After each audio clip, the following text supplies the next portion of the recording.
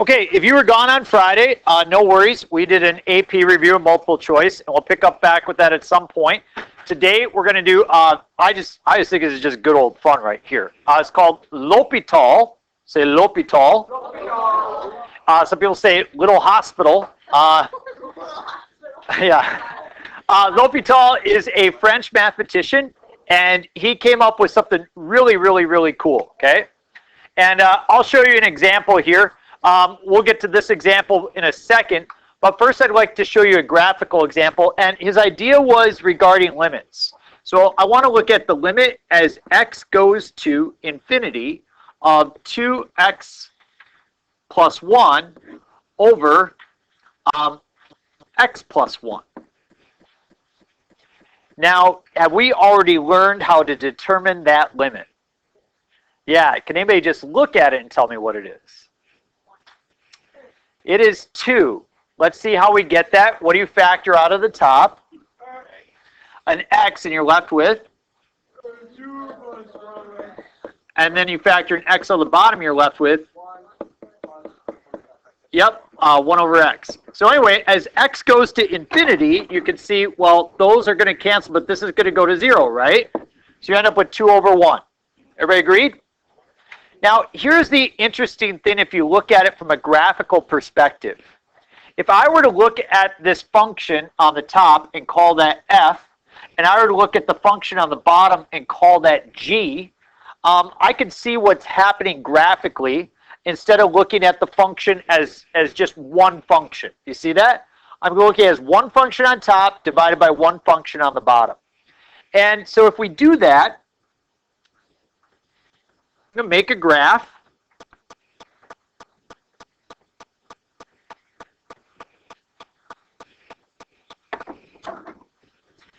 And it turns out that x plus 1 looks something like that.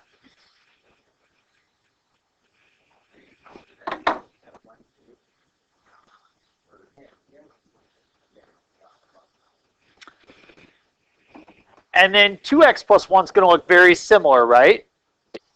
But it's just going to head off at a slope of 2. Okay? And so what we're going to do is we're going to try to compare the functions. Okay? Does everybody agree that the height of the green function is larger than that of the blue function? How much higher?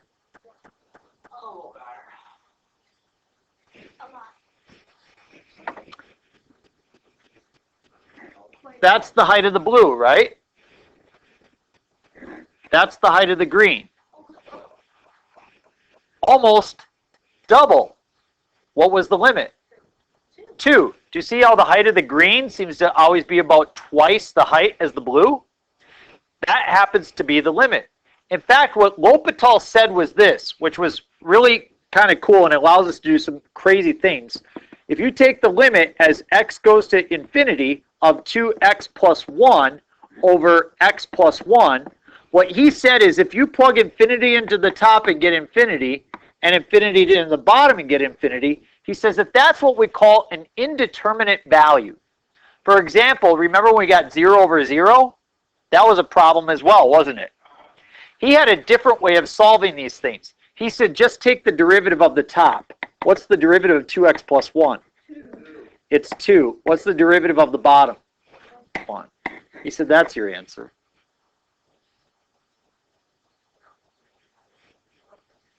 Is that kind of genius? L'Hôpital's rule says if you're given the following conditions, okay, if the limit as x goes to something, we'll call it a, of f of x over g of x is equal to the following, okay? If you get infinity over infinity, or if you get 0 over 0, what we refer to as an indeterminate value. He said a better way of doing that limit is to just go like this. turn it into the limit as x goes to a of f prime of x over g prime of x. He said the rates should produce the actual answer. The proof for why that works is a little bit complicated. We're not ready for it. In fact, I've never done it before. But I've seen it. We will just move on from it. But let's take this one right here for an example. The limit as x goes to 0 of sine of x over x. What do you get if you plug in 0? What is the sine of 0?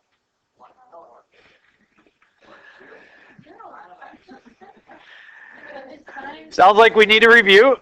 Okay. So if we look at 0 degrees, that would place me right here. What is this coordinate? 1, 0 is sine the x value or the y value? It's the y value. So the sine of 0 is 0.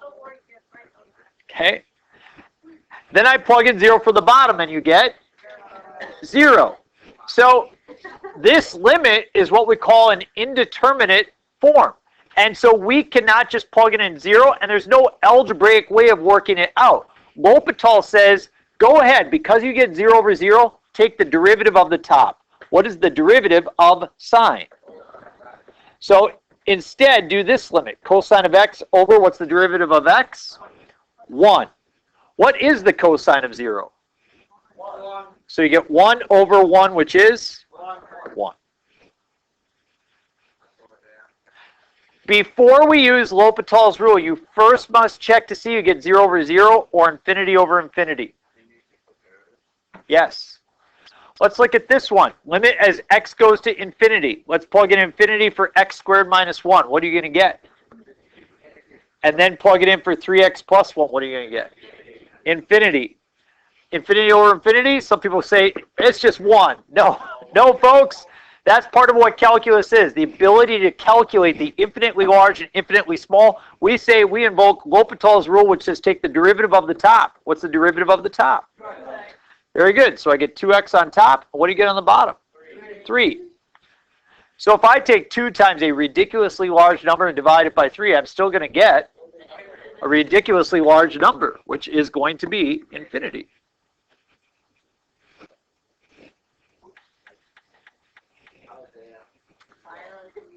Let's look at example number 2. The natural log of 1.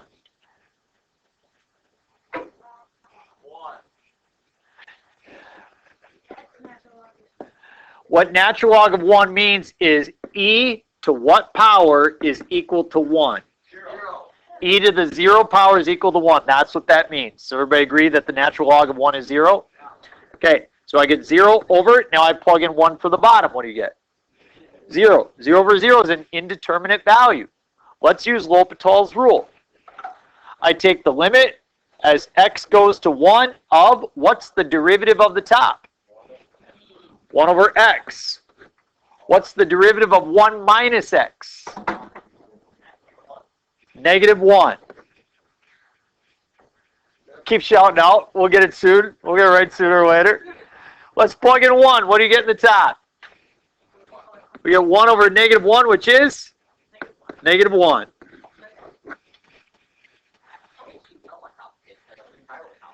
So usually I get about 1 student each course that when we get to this on the test, when they take the derivative, they use the quotient rule. Do you understand why people would want to use the quotient rule? You're finding the derivative of the top separate from the derivative on the bottom. What? So if I plug in 1 here, I get 1 minus 1 is 0. Okay? All right, let's try a couple more. Let's plug infinity, e to the infinity. What are you going to get? Yep, very large number. Let's plug infinity in the bottom. What are you going to get? Large number.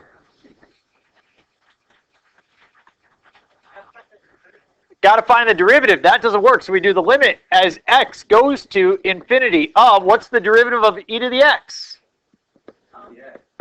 E to the x. What's the derivative of x squared? 2x.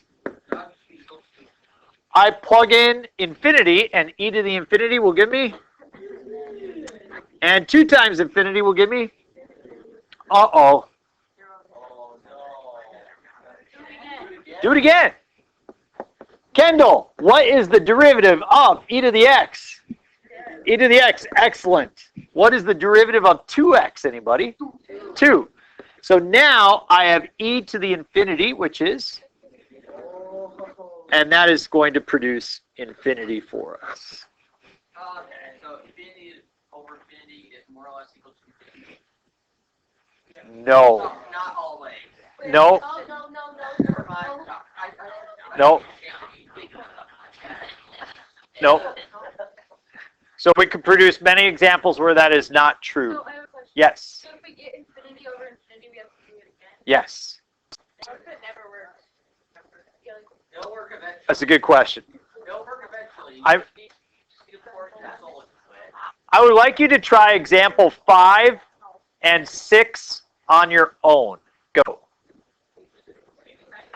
5 and 6.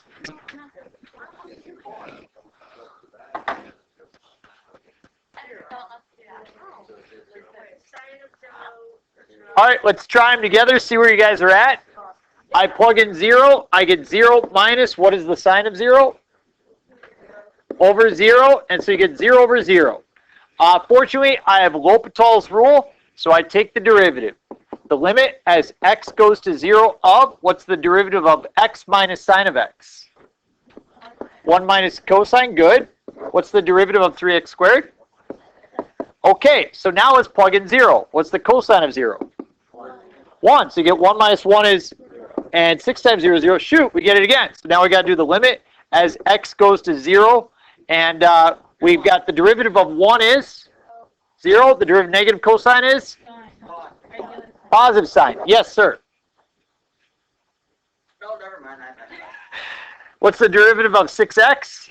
It is 6. So we plug in 0. The sign of 0 is? It's 0 over 6. Now the question comes from people, when do I stop? When you get a determinate value. So what is 0 over 6? It is 0. So we could say emphatically that the answer is 0. Now the next one is slightly different. It's a little bit of a trick. I'm sorry I did trick you.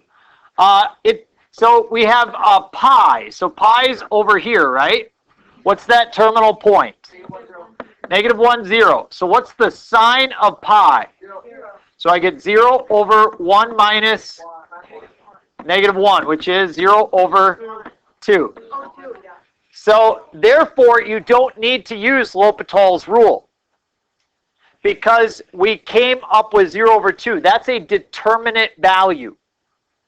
Only if you come up with 0 over 0 or infinity over infinity do you need to use it. Everybody okay with that? All right. 2 more examples. And then we're going to let you have a little bit of time to work. Tomorrow we'll just do 1 example. You have the rest of the time to ask questions on your assignment. And then you have a work day on Wednesday and Thursday. Study guide, test on Friday. Okay? Yep, we're doing okay in this class. We're not, we pushed harder early, so we're okay right now. You guys have done a nice job. Okay, let's try example number 4. Oh boy. I have the natural log of infinity. Now this is a tough one, but the graph of, anybody know what the graph of natural log looks like? Looks like that. So although it doesn't head to infinity very fast, it does get there. So the natural log of infinity is in fact infinity. And the cube root of infinity? It's still going to be infinity. It takes a while to get there. If you think about it, these 2 graphs are kind of competing. It's like natural log there heads like that, and you have the cube root of x, which looks like that. Like which one's bigger? Which one wins out? Are they the same? Is it going to come out to 1? Is one larger than the other? Kind of trying to figure out what's happening. Well, fortunately, L'Hopital has a great way to figure it out. We're going to take the derivative of the top. Anybody, natural log of 2x, the derivative, what are you going to do? Chain rule. Natural log of u and 2x. 1 over u. So 2 over 2x, right? Which is just 1 over x. So we get the limit as x goes to infinity of 1 over x over, now I need the derivative of x to the 1/3. What's going to be the derivative of x to the 1/3?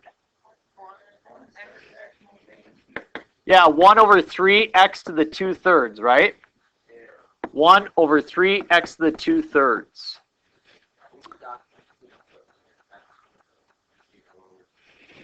I won't. Your college professors probably will. Yep.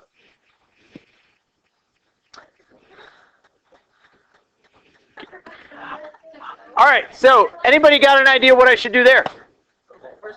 Yep, reciprocate. Multiply by 3x to the 2/3 over 1. So in the top, you have the limit as x goes to infinity of 3x to the 2/3 over x to the 1. Well, these have common bases, don't they? What's x to the 2/3 over x to the 1?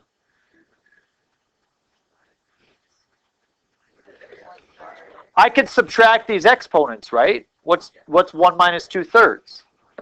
1/3. So you have the limit, is 1/3 going to be in the top or the bottom? Bottom. So I have 3 over x to the 1/3. So we can see what happens here, okay? You have the limit as x goes infinity of 3 over x to the 1/3. As you plug in infinity, you're going to get a large number in the bottom, aren't you? What is that going to result in? So 3 over a large number will result in 0. So it turns out from what we see that the result is 0. So which one was bigger, the top or the bottom? The top was smaller, the bottom was bigger. The bottom won out. That's why we got to 0.